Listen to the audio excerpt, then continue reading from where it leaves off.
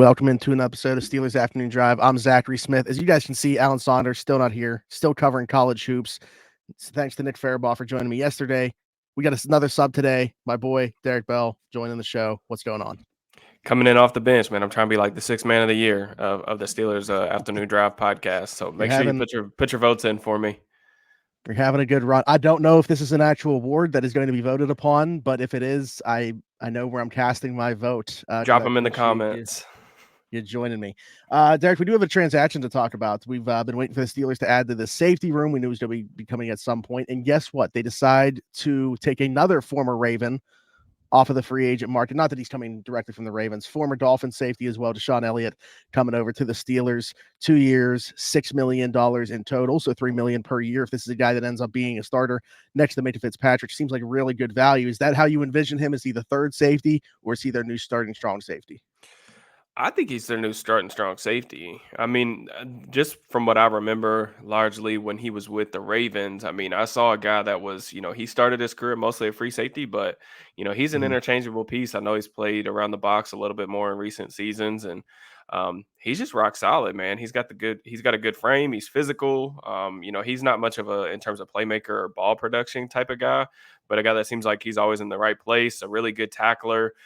He just seems like a baseline quality starter. And, I think a lot of people that are maybe a little more, I don't want to say disappointed, but maybe on the low end of this kind of transaction, we're anticipating them making maybe another splashy move at the safety position just because of how many big names are available.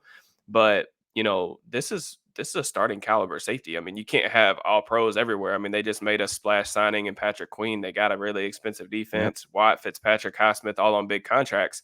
So I think filling the defense out with just, quality starters, that's good with me. And I feel like just not having to take him off the field on third downs and him being able to play in all these different situations, I feel like is a plus. Yeah, and he's played, as recently as last year, he's played both safety spots and in the nickel. So he's a guy that can contribute in the slot if needed to, which is obviously a huge bonus for them. And I'm curious to see what the path is there. But you mentioned the Patrick Queen thing. You also I'm curious to get your perspective on this too. The way that they structured the contract, which by the way, Omar Khan, the way that he does these contracts, man, huge kudos. Allows them to add another big salary if they want to in 2024, maybe gearing up for that. But also, I've heard Nick even mentioned to me, this isn't necessarily what he thinks is going to happen or anything like that, but there's also some protection there for the Steelers. If it is, Patrick Queen was more a product of Roquan and isn't that type of player that can take on the role that the Steelers envision. So kind of savvy on that part, but like which way are you leaning? Like, why was it structured this way? And is it gearing up for more of a big splash, or do you think that they just wanted the wiggle room to be able to play with? Yeah, I mean, I think I always lean towards that's how they viewed the player more than anything else, more than any, respective moves that could come afterwards. But at the same time, man, like I feel like you mentioned the contract is very team friendly. I mean, you can't ignore that. I envisioned that Queen was going to get more like per year than he did, and I also envisioned that he was going to get more guaranteed money, and that just didn't come to fruition. And I just look at some of the numbers on it. I don't see how you can really view this as like it's really every move you make has risk, but there's really not that much risk to this, especially for a player who, after watching an unbelievable amount of Ravens defensive film over the past couple of days, who has played like legitimately very good ball over the past 2 seasons, and he's just 24 years old. I mean, I think this is a excellent signing. Really, I can't figure out very many downsides to it. And I don't agree with the whole Roquan narrative that's kind of floating around. And I'll be honest, I was kind of falling into a little bit of that narrative as well, just because of how the timing of things. But now that I've got the full picture, that's just something that I'm strongly, strongly against. You just watched him. You put up film room, so you can go check out that on Derrick's channel on him. But like, I think the biggest question, at least in most people's minds, was the coverage ability, right? And it was probably the timeline of Patrick Queen's career as well. You look at like those first couple years struggling early in his career as a player just coming into the league. Also, he's only 24. So, back in 2020, when he was first coming into the league, super young player, still learning the ropes. Obviously, getting Roquan was going to be to his benefit. But, how much of it is the question that I pose due to Roquan, and how much is just him becoming a better player and getting more acclimated with the league as well? Like, I feel like people were trying to strip him of any growth in his own doing, and giving all the credit just to Roquan for stabilizing his game. So, but I brought up the coverage thing. So when going back and watching him on film, was that something that maybe you were more pleasantly surprised with than you thought you would be going into it? Yeah, I mean, the big thing was, all these guys that are really athletic, I think people project them into these coverage roles when, sometimes the film doesn't even say that. That it's not just athleticism in terms of being able to cover. Now, the things that he provides, like this dude is a straight vacuum for checkdowns, yards after catch opportunities. The ground that he can cover is really impressive. He was Mm, really good on film, I felt like, in man coverage. I mean, there was times where he was, I looked at one-on-one reps between some of the more receiving based tight ends like Big from the Titans, Irv Smith from the Bengals, like some of these other guys that he was getting matched up with out of the slot or in line, whatever, and he was running stride for stride with them. Oftentimes, getting into throwing lanes and forcing the quarterback to just eat the ball flat out. And in the zone coverage stuff, the thing with Roquan that I think people are saying is like Roquan handled a lot of the deeper drops, but so the more challenging coverage assignments, whereas Queen was covering a lot in the flat, he did some man coverage stuff. It was mostly as a flat defender though. But there are examples. I tweeted one yesterday or the day before against the Titans where he was the mic dropper and he ends up like working through a 3-man route combination. Like there are flashes of him doing it. And you mentioned just like him being 24 years old. He was one of the like youngest linebackers ever to play in an NFL game. He had just turned yeah. 21 years old when he got drafted or what when he was making his NFL debut. Mm, And that was the COVID offseason. So, like, they didn't have a full, like, the same typical offseason that we normally would have. He was in a system with Wink Martindale that was incredibly challenging on linebackers. And then the timing of everything, he's 23 years old going into his third season. Linebackers typically take a little bit longer to develop. He gets a stud defensive coordinator, Mike McDonald, who he's credited with for his development. yeah. They bring in Roquan Smith. All of these things, it's not just that he's like a product of Roquan. I feel like a lot of that is just, like I said, it's narrative based. There's no doubt that he helped him, and I think that he helped him play more disciplined and helped him play faster to his speed. Mhm. But it's not. I just, I would personally be surprised if he just completely fell apart out of Baltimore. But the Steelers, the way they structured the contract, even if he does, there's only 13 million guaranteed money. So that's my rant Right. on the Roquan Smith thing. No, absolutely. I get to be honest, the Mike McDonald thing is why I thought he was going to go to Seattle, and I know that it was kind Hmm. of put out there and didn't end up happening. But back to the DeShon Elliott thing, and then I want to get to some questions here that we got. Um, 2 years, 6 million. I mentioned that already, but take a look around the safety market. How do you think that they did here? Is there a player that you think like has already gone off the board for a similar contract, or you would have been willing to pay up for what they got for, or are you good with this one? You think this one makes sense and they can live with this? Yeah, I mean, I'm good with this one. Most of the names that I was kind of targeting were just mainly I wanted just a guy that was going to be able to play on all three downs. I wanted a guy that was going to be able to play interchangeable roles. I would have preferred to not get strictly a box safety or not strictly a free safety, just because I feel like KZ is definitely better when he's playing in the deep center field. And with Minka, I want to give him the opportunity to do what he does best. Play deep, and you can still move him around and like disguise your coverages and things like that. But just from what I remember of Elliott, I mean, maybe the film says something different, but I just remember a really solid player that who was, a quality guy in pretty much every aspect, even if he doesn't have like the redeemable athleticism or ball production that a lot of these other guys in the market did.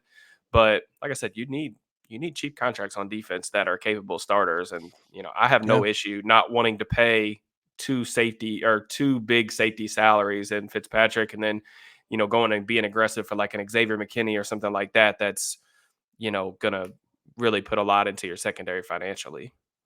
Sure. Well, so let's segue this with a question about this.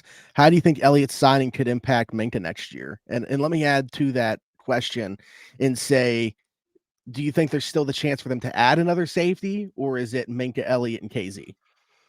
Yeah, it's interesting. I mean, their decision to let Neil go before free agency and keep KZ I mean, obviously tells us that there's a better chance that he's on the roster. But if you look at KZ's contract, if there's another guy out there that they particularly like and wanted to add to the mix, they could feasibly let KZ walk and then go grab another player.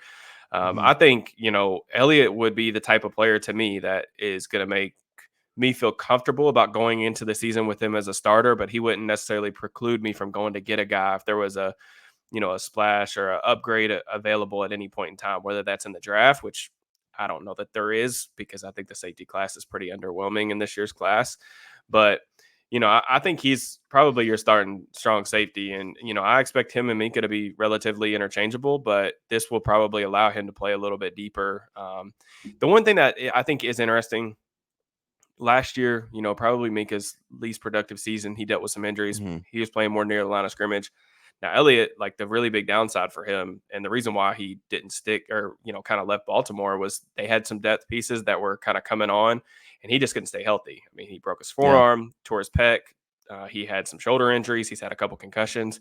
So if you're going to move him down, like let's just say if they do say you're a full time box safety now, not as much interchangeable, but you're going to be primarily in the box. How's his body going to hold up? I mean, he's got the size to do it. He's got long arms. He's physical. He plays well in the box. I'm curious on, would he be able to hold up for a 17-game season? Yeah, I think that's fair. Yeah. So, Yeah. but we know they've been wanting to do the 3 safety stuff. It's just for whatever reason, let's bring health back into the picture. Somebody's always been hurt. Mm-hmm. Like they went into the 2022 season with the KZ got idea hurt. of, yeah, and KZ didn't come back until week 9 or 10, whatever, against the Saints, made his debut. And then it was really good for the rest of the season. But like, they just haven't been able to have that group of guys together due to health. So yeah, hopefully, it makes sense to get him in here, and he's a good chess piece to have. I like this question about Dante Jackson. What was the Carolina defense like around Jackson? I'm assuming that they did not have a Watt/Highsmith level pass rush. If we put him in nonstop man coverage with the pass rush we have, what does that do for Jackson's upside? He's probably better in our defense, right? I mean, I think anytime you're talking about adding a corner, That pass doesn't rush and have to cover coverage, as long. Yeah. yeah, pass rush and coverage work together. So, I mean, I think that that's definitely, something that you would hope would happen for him. Now, in terms of like the coverage stuff and how Carolina was really structured, Carolina was, they played some cover one, but they did do some like split safety stuff too, some quarters, some cover two. They were, I think, like leaning more towards like a zone coverage defense. But they did play some man to man, some cover one stuff. Jackson primarily played off the ball, so he was, backed up, playing 8 to 10 yards off soft coverage like that. Prefers to play off, I feel like. He's a smaller dude, but he's athletic, good change of direction skills. He still has good speed, but he's just really light and he's got short arms. So, like, that was the whole thing for me. Is it was interesting because I think I saw a quote come across on Twitter saying that Mike Tomlin had been trying to get him for a while, or he's wanted him Yeah. for a Hmm. while. It's Yeah. just funny because like he's not necessarily what I guess the Steelers have targeted in recent seasons with the big, long, Yeah. physical, They tried fast trading guys. for him apparently Yeah. in the past. So yeah, I remember like he was available. I mean, the other thing is like I just think like I haven't gotten through a lot of his film yet. Like I'm only like one game in. Mhm. So a lot of my impressions are just like what I've seen in previous years or live viewings, which is not a good way to watch a corner. But the Panthers were going to cut him. So this is kind of one of those situations where I don't want to say that he was a throw in, but like expectations definitely need to be tempered. I'm optimistic, hopefully, that he's at least like a top 3 cornerback, but this isn't a move that's going to preclude them from, adding another cornerback early in the draft. Or if someone was available in free agency that they really liked, I mean, there's the option there as well. So he's on the entering the final year of his deal too. So likely a stopgap wherever he plays. But yeah, I mean they had Brian Burns, but I mean outside of Burns, they haven't really surrounded him with a ton of talent up front in terms of pass rush ability. So maybe that is a thing where the Steelers are so loaded up front that they can make life easier on the back end, and maybe he reaps the benefits from it. What's interesting is a lot of the questions we got here so far, like I put out for questions on X and we've gotten 18 responses and none of them are about corner anymore. So like it tells me that people think that this is their CB2, but man, like Hmm. I think that's a dangerous proposition to just assume Yeah. that for a lot of reasons that you just said. Tyler asked, I think the Steelers pulled the trigger on Corey Davis and another wide receiver would fill up 2 wide receiver spots before draft. I guess if they don't look into Connor Williams, they are going to go into the draft with an actual center on the roster. Thanks. Now, Two my separate questions. personal opinion on the center thing, Yeah. I'll address that first. I think it would be somewhat surprising to me if they left free agency without someone that's Who capable of could starting. start? Yeah. Yes, in Right. theory. That doesn't necessarily mean you have to go Mhm. get one of the top guys on the market, which obviously they have not done through Uh, the first 4 or 5 days. I mean, if it's not Now, Connor Williams, is that even left on the market? yeah, I mean, there's not a ton of options like still available. I just always think, the Steelers usually try to not go into the draft with glaring holes like that because then it pigeonholes you into the situation Mhm. where you have to take a center in the first 2 rounds or something like that in order for you to feel comfortable about what's going to happen next year on the offensive line. So that's a little bit scary if they do that. But in terms of like Corey Davis, I mean, they have to add a receiver. You can't leave free agency like without I would say a wide receiver 3 or better. I don't see them going to make like a big splash or some type of trade or whatever to acquire some Mhm. superstar, but they need to add a vet to the room. Tyler Boyd's name's been brought up a lot. The question brought up Corey Davis. A guy that I would particularly like to see in Arthur Smith's offense is Josh Reynolds. So like there's a Yeah. couple guys out there that I think Well, make sense for those mid-tier options, but we'll yeah, see. next question is Josh Reynolds or Tyler Boyd, pick one.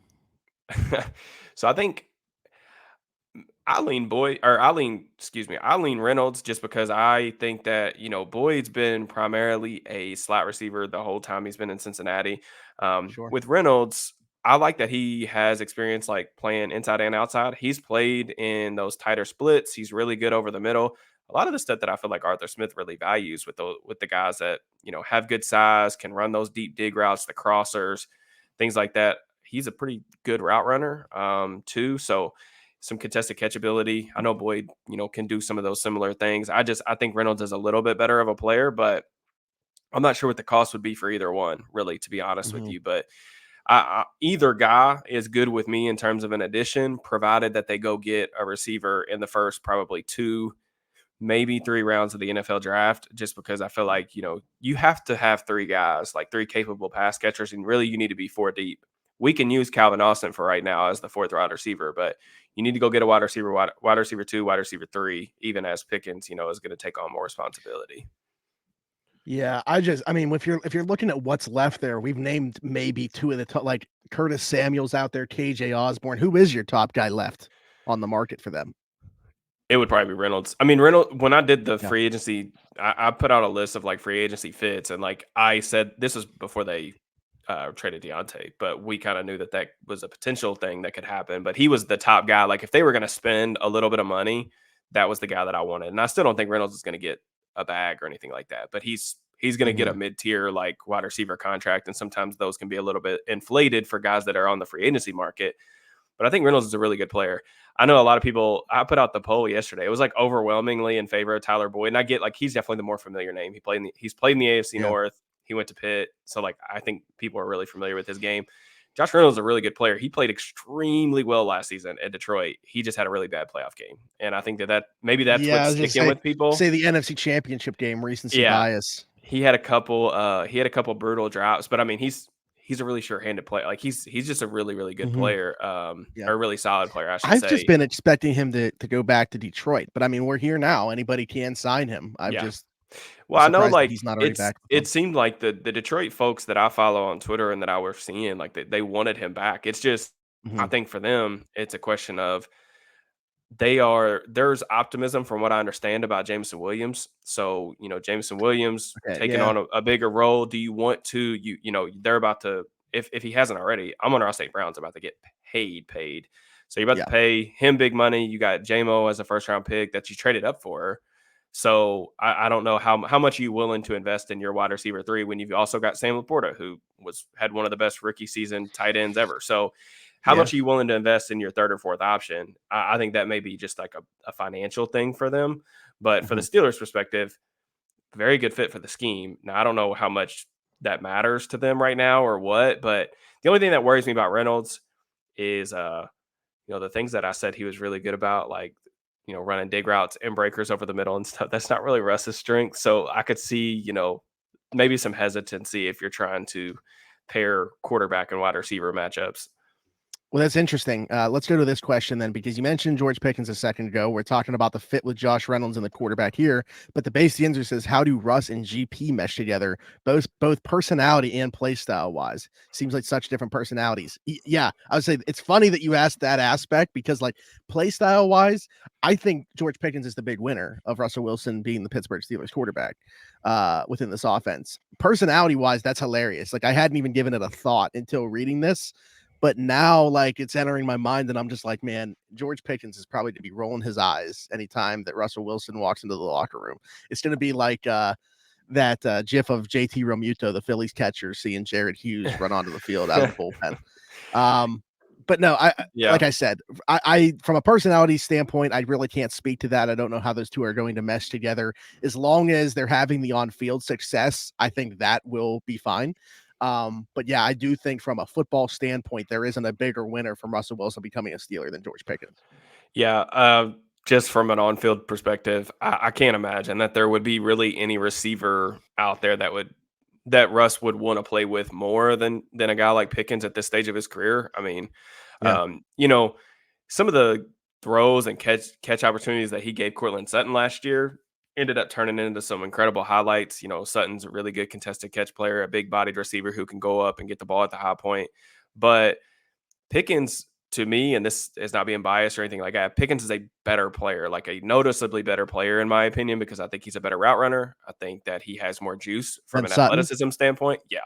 So I think, you look at the success that Russ and Sutton had last year, and this is obviously taken into the fact that like Russ is not the player he was 5 years ago. I still think this version of Russ can turn Pickens as the number one target into this offense. I still think George could easily have 1,300 yards, double-digit touchdowns. I mean, it wouldn't surprise me just because I think George is really talented.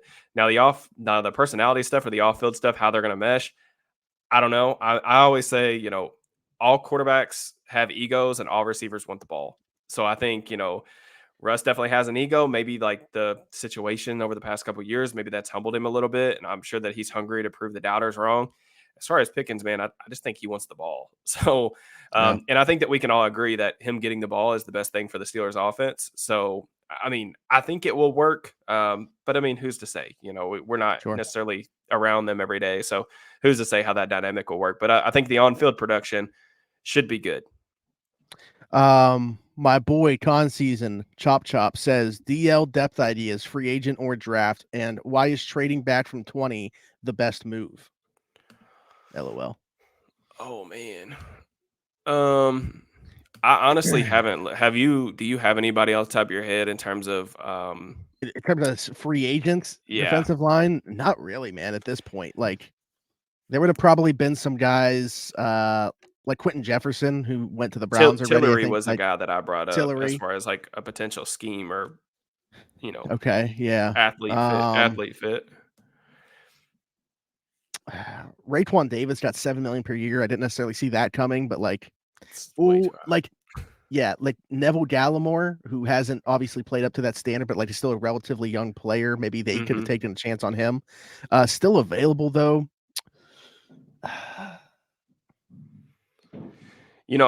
I can't really speak to any free agents that like really pique my interest. I will say one Do they name that have I think interest in is Tim Settle?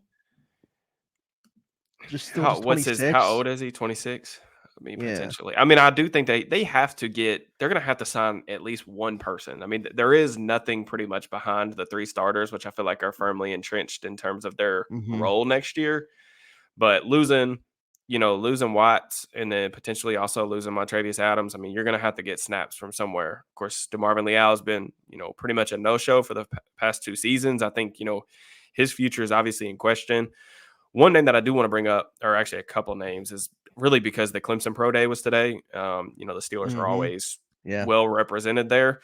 But I'm gonna absolutely butcher this pronunciation. Aroaro, defensive Oh, lineman dude, from I always just Clemson. say Root. Yeah. Okay, yeah, but he's a stud. Tyler Davis, Yeah. who was a guy who was extremely productive in his first like year or two at Clemson, dealt with a bunch of injuries. He's probably gonna be like I would say like round 3, round 4 target or row. I think with with his combine testing numbers and, along with his tape, which is also pretty good, I think that there's a potential for him to potentially maybe go like second round around where the Steelers pick. So if you're looking for a Mhm. guy in the draft, I think that there's definitely, there's connections there. I think they met with Davis informally, Yeah, a row formally at the combine too. So there's some brewing interest there. I feel like, but those would be the names I think just off the top of my head that make a lot of sense. sure. Yeah, and I think I'm pretty much right there with you. If I was looking to maybe throw another one in there that's kind of felt like a steal, like I've talked about Mason Smith at LSU Yeah, a little bit. Gabe Hall, another guy. Yeah, yeah. But man, like if you're talking about free agency, yeah, I mean, like you said, they'll probably add somebody. Maybe they bring Monty Adams back. I mean, he's still out there Yeah. for them to do that. So we'll see, but not a ton out there at this point. What do we want to go to next? Lukewarm Steelers fan says, "What is the Steelers' plan at slot corner? Draft one, I assume. Seems like the good ones in free agency are pretty much all gone at this point." Yeah, it's not great. I think that's the thing. I think that people maybe were underestimating like how many like just holes that the Steelers created or have on defense, that maybe people are a little bit surprised that not all of these things they're not going to feel like warm and fuzzy about all of these things heading into the draft. There's going to be positions where they're going to have baseline starters Sure. or worse that they're still going to Yeah. have to upgrade on. Now, slot corner, I mean, Shannon Sullivan is still a free agent. Patrick Peterson is also like he says the door is not closed on that reunion. Mhm. What does that look like? I don't know. As far as free agent options, I would have been in on the foot and the Kendall Fuller signing for the Sure. Dolphins. I Yeah. cannot believe. I mean, guy that played inside outside. He hasn't played slot in the last couple of years, but he's still 29. Very good tape. More of a zone cover corner, but a really smart player that I think could absolutely hold down the slot for the next couple of years. And he was pretty cheap. I couldn't believe how cheap he was. Um, Another guy that I'll kind of throw out there, and I was just kind of looking at the names after Fuller signed his deal of who was potentially left. A guy like Miles Bryant for the Patriots is a Mhm. guy. He's Yeah. played a lot of different positions. He's played outside. He's played inside. He's played safety. I think they may have even had him play. I know he's got some special teams value too. He's smaller, definitely like someone that they would play in the slot, but he's a guy with good closing speed. He made a couple plays against the Steelers this past year Yeah. when they played. Yep. But the draft has good options too. I mean, Sanders still. I There feel like. I mean, there's you right. made a video on Sanders still for your personal channel that was really good. I feel like I mean, he's sort of the Mike Hilton build, but I mean, he's got more coverage ability, more ball production, and a better athlete. Yeah. So I think that he could Mhm. definitely he's going to go on And day two. they spent time, the top brass being at Georgia's pro day. Their safeties, both of them probably, Oh yeah, Bullard and Tyke Smith, probably Bullard. profile more slots. Yeah, Bullard can absolutely do it. He's one of my I know you absolute like Bullard more favorite. than Tyke Smith. Yeah, I do too. I'm just saying, yeah, like, he's one of my absolute favorite prospects. But yeah, I mean, Tyke Smith, he's dealt with some injuries, but he played well last season too, mostly in the slot. Bullard played mostly deep safety last year for them, but he's played in mhm, the slot years prior before Smith got there. A couple other names. I mean, like even like guys like I think Andrew Phillips, who's probably going to make the transition to like full time slot cornerback out of yeah, Kentucky. There's some other names I feel like out there that could potentially be really intriguing in terms of draft options. Day two, late day two, early day three. But you know, again, I'll just go back to it. I think you got to have some type of veteran option, even right, if you don't feel great about having to run it back with one of the guys from last year. mhm. I think they want to get Which I'll be faster. honest, like, I'm not saying, yeah, I was just saying, I agree. Yeah, I would like to upgrade from Shannon Sullivan, but he played better than I thought he was going to, for sure. yeah, yeah, So we'll see how that plays out. Nikki Nikki Cold Cuts. I love this name, by the way. You think they go wide receiver over center at 20? This is, we'll see what they do in free agency, but like they've actually subtracted from the wide receiver room. They obviously cut Mason Cool when they did, and they haven't added to either one yet. So it's hard to yeah, say between those two if you're picking right now. yeah. I feel like we do this like almost every year where you and I are on Twitter being like, "Hey guys, like they're probably going to take a receiver earlier than you think they should, or you're giving them, the Yeah. possibility to." Here's the thing is I feel like the conversation, assuming like before the Deontay trade would have been even different, even more different this year because we're talking about Arthur Smith's offense, which really doesn't Yeah, it's different. have the Yeah, need for, yeah. Yeah, it's different with the lack of 11 personnel. It's absolutely different. I mean, Yeah. here's the thing. I think 20 is absolutely on the table. I think it depends on who's there. But they showed interest at the combine, formal visits with a lot of guys that are going to be in play at that spot. Brian Thomas Jr. from LSU, a guy that I really like, AD Mitchell from Texas, Oh even man. other guys, that they've showed interest in on day 2 that I really like. Jalen McMillan from Washington. There's it's going to be in play. I don't know that they would actually take one first round. It would be really, really surprising to me if they didn't take one on day 1 or day 2. I think that round 2 ideally is when I would think that they'd want to address it, but I don't know. I mean, it just really Yeah. depends on how the roster looks here a week from now, I feel like. But, with not having a center capable player on the roster right now, I would still lean towards them moving to center. I will Yeah. say that just the way It's that the just Steelers weird have to made the look at moves. go Go ahead. ahead. Go ahead. No, you're good. Go ahead. I was gonna say, historically, looking at the way that we operate and following the trends of like the pro days and stuff like that, Mhm. like Jackson Powers Johnson, you can make the case maybe for Zach Frazier, especially if you're talking about maybe like a slight Sure. trade down.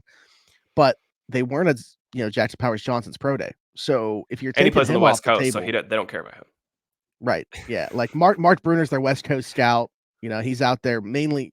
He's probably just watching his son play at Washington. To be honest with you, like he has the easiest job in the world being out Yeah. there. So, but yeah, like who is? I would love to know, and we're never gonna know this, but I would love to get an order of what their center board looks like by the time the draft rolls around, because I want to know. They might have Zach Frazier higher than Jackson Powers Johnson. Yeah. Yeah, I mean, there's also some kind of just interesting decisions to be made. Nick Martin, we were talking earlier today about, Duke has the same pro day as Washington and North Carolina. Hmm. So Yeah.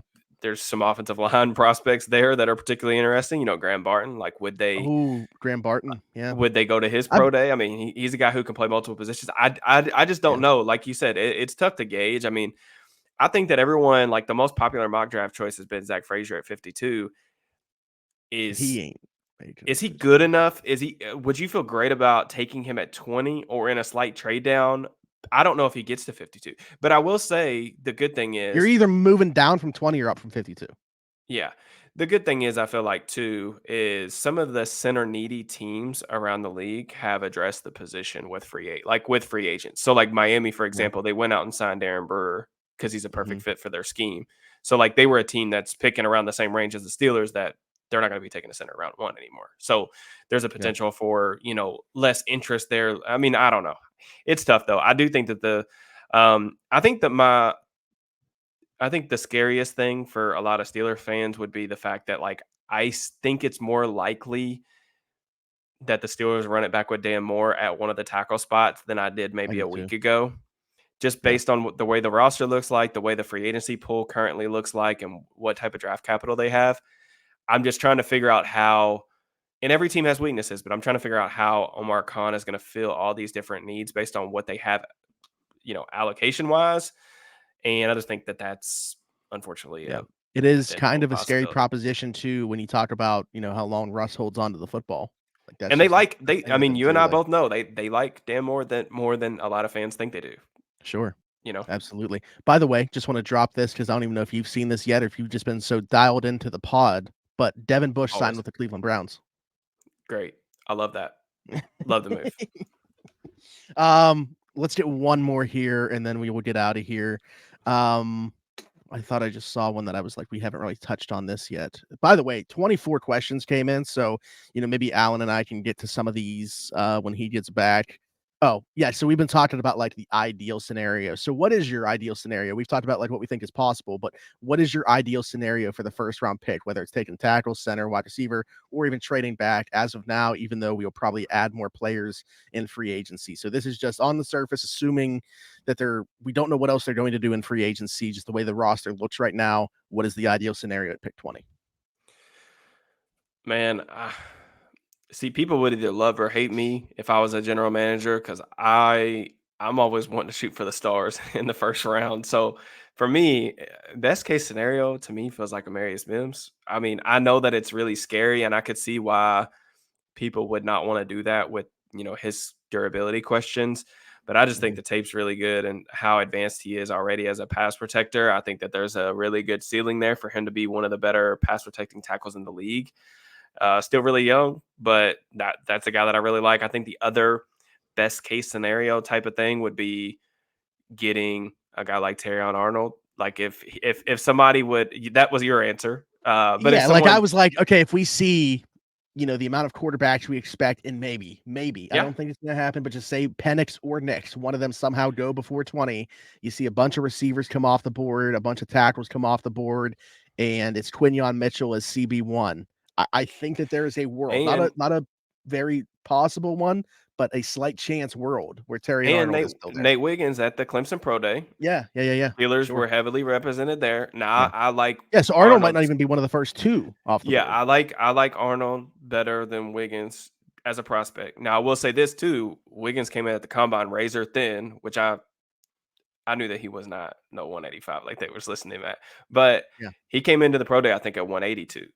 So he Mhm. put on like 10 or 11 pounds. There were some stories out there saying that he was like sick before the combine. Yeah, So I yeah, think I that saw it. led to him maybe losing some weight. He came in like at like 171 or something like that. I do think that Wiggins, if I had to guess, the way he played last year was probably around like 175, between like 175 and 180. But him coming in over 180 and still, looking good in drills or whatever, and Mhm. that's definitely a potential. The way that the type of athlete that he is, and he has pretty good tape, he could reasonably be a top 20 pick too. So maybe someone falls in love with the potential of Wiggins, and maybe Arnold falls. But I think those two are like, if you're talking about dream scenarios, Arnold can play outside, he can play in the slot. He's one of my favorite I prospects I mean, watched this he could class. play. Was literally playing safety before converting to Yeah, corner. So for whatever reason, he had yeah. to. So I think that for me, though, the best case scenario, I mean, for round one, like I Yeah. would be down for either of those. Actually, I said that was gonna be the last thing, but I want to ask you. This isn't a question from Twitter, but it popped in my mind when we talked about Wiggins. What do you think about Wiggins as a fit? Just because we didn't see him come down and help out a ton and run support. You mentioned the lighter frame. I don't know if I've even really seen while watching him in terms of the run support, if it's so much a technique thing. So I really didn't see him do it. So I just don't know if he's capable of doing it. What is your thought on the fit with the Steelers specifically? Some of it's a temperament thing, to be honest with you. I mean, Yeah. I didn't think that Joey was all that anxious to get involved against the run in college either. So I mean, sometimes like you get these guys that have these labels in terms of, they're shutting down one side of the field, they're a cover corner, that's why they're out there at college. Sometimes that just doesn't like they just don't have to do it to get on the field. Mhm. So it's a little bit different at the NFL level where you pretty much have to tackle. Like bad tacklers, or if you just don't tackle at all at the NFL level, you just won't play because the amount of Mhm. screens, the perimeter run game, like the way that coordinators will put you in binds in those situations. Sure. Wiggins, to me, I don't think he definitely doesn't have a high temperament in terms of wanting to get aggressive and really mix it up against the run. The frame is, I mean, there are times where I would watch him get blocked on the perimeter and it literally looks, I mean, it looks like a car crash because these bigger wide receivers will get their hands on him and his head Yeah. snapping back. Right. But I mean, I don't want to say that he's a finished product. Like it's important to kind of like what I was telling people about Patrick Queen. He's only 24 years old. Like Wiggins is 20. He's one of the youngest players in the entire class. So it's not completely bizarre to say that he's going to put on 5-10 pounds of muscle. He'll grow into his frame a little bit more, and maybe the temperament, improves or whatever, depending on who gets him coaching staff wise. But that is one of the things I feel like that separates him and Arnold for me as a prospect is like I don't ever have to worry about Arnold having that dog in him to take on Sure. blocks, to get mixed up in the run game, the Also screen though, game. with Wiggins, zone heavy. So any Oh yeah, concerns in terms of the didn't play Steelers a fit ton in there? press. Didn't play a ton in Yeah. press. He played mostly off coverage. He played a little bit more in press this year that I saw on tape, but yeah, definitely different for sure. That's a good point. Yeah. So I don't know. I like the player. I just specifically for the Steelers, I've questioned how Hmm. good of a fit it would be. So I Yeah. wanted to get your thoughts on that. Good conversation, a lot of good questions. So we appreciate those coming in. Derek, tell the people where they can find you. Yeah, at Steelers_DB, Twitter, YouTube, all that good stuff. Yeah, it's gonna be a busy week for everybody over at the Steelers Now family. Yep. Especially when you got Allen covering A10 basketball, but still putting out stories. I don't know how. The guy Yeah, does it. we're But cranking, man. I'm proud of the content that like I feel like as a group, me just being a really small part of that with Nick, Allen, everybody at Steelers now. I'm proud of the content that we've, put out from the draft heading into free agency. I feel like we're the the pod, group the everything's group just chat the going. group chat's hilarious. It'll It's be just like nonstop, man. yeah, send in like every free agent signing or trade or whatever it might be, and then you got like Ed Thompson who will send something like 10 hours later. Like what happened?